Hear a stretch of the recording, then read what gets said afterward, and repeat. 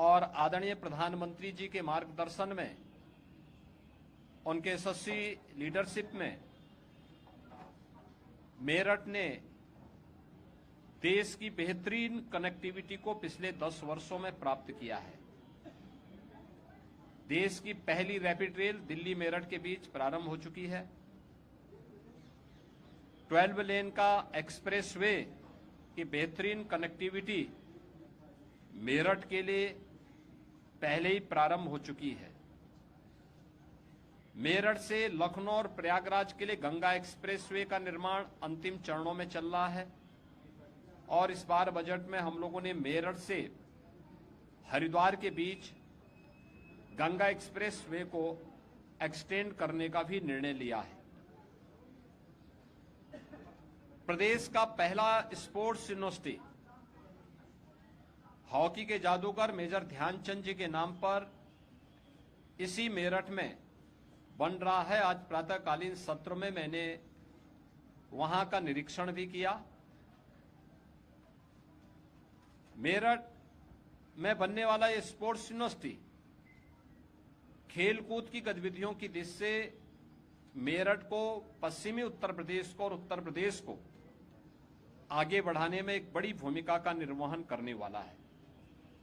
और इस दृष्टि से हम लोगों ने आज वहां पर विश्वविद्यालय के साथ जो बैठक की है, इसके बारे में मैंने उनसे कहा कि सत्र में यही वर्ष इस एक नए सत्र को प्रारंभ करने का स्पोर्ट्स यूनिवर्सिटी का होना चाहिए और इस कार्यक्रम को हम लोग इस सत्र में प्रारंभ कर सके। प्रारंभिक सत्र यहां पर हम लोग सरदार वल्लभ भाई पटेल के इसमें स्पोर्ट्स यूनिवर्सिटी का प्रारंभ करेंगे और नवंबर 25 तक उस यूनिवर्सिटी के कैंपस के बनने की संभावना है, तो उस पूरे कैंपस पर उसे शिफ्ट किया जाएगा। यहां पर मेरठ के अंदर बहुत सारे अन्य नए कार्यक्रमों को हम लोगों ने आगे बढ़ाया है। खासतौर पर अभी हाल ही में महाकुंभ प्रयागराज की सफलतापूर्वक संपन्न होने के उपरांत महाकुंभ के पूर्व में हम लोगों ने प्रयागराज सिटी के अंदर इंफ्रास्ट्रक्चर के लिए बहुत सारे कार्यक्रमों को लागू किया।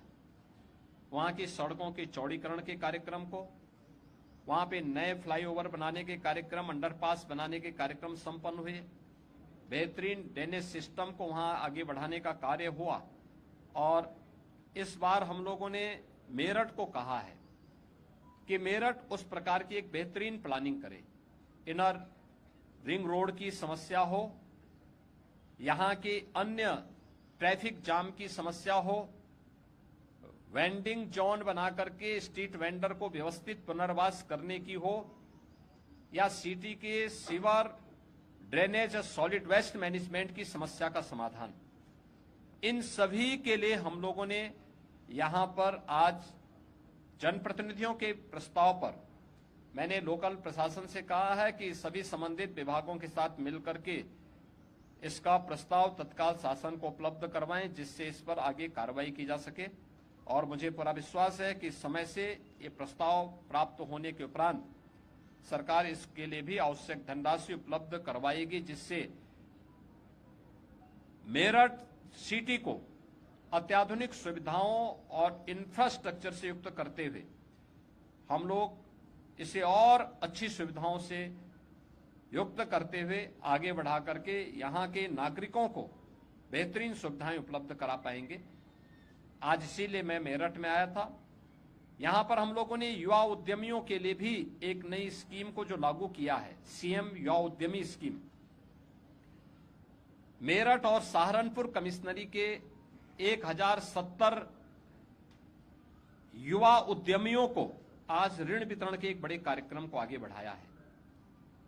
ये स्कीम अब तक बहुत लोकप्रिय स्कीम हुई है। हमें इस सत्र में 31 मार्च तक 1 लाख लोगों को चयन करना था और अभी तक 2,67,000 से अधिक आवेदन हमारे पास आ चुके हैं।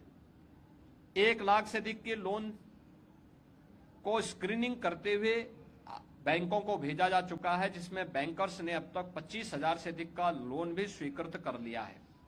इसमें सरकार मार्जिन मनी भी दे रही है और इंटरेस्ट फ्री लोन उन्हें उपलब्ध कराने के लिए सरकार आगे बढ़ा रही है, जिससे नए उद्यमी नए रोजगार के और नौकरियों के सृजन की दिशा में आगे बढ़ सकें। ये स्कीम यहाँ के युवाओं में इसके प्रति काफी जागरूकता थी। मुझे पूरा विश्वास है कि इसका लाभ यहाँ के उद्यमी लेंगे और इसीलिए होली के पूर्व इसकी उपहार देने के लिए ही आज मैं यहाँ पर आया था। मुझे अच्छा लगा, जनप्रतिनिधियों ने विकास कार्यों में भी रुचि ली है और साथ साथ भावी योजनाओं के प्रति भी रुचि दिखाई है।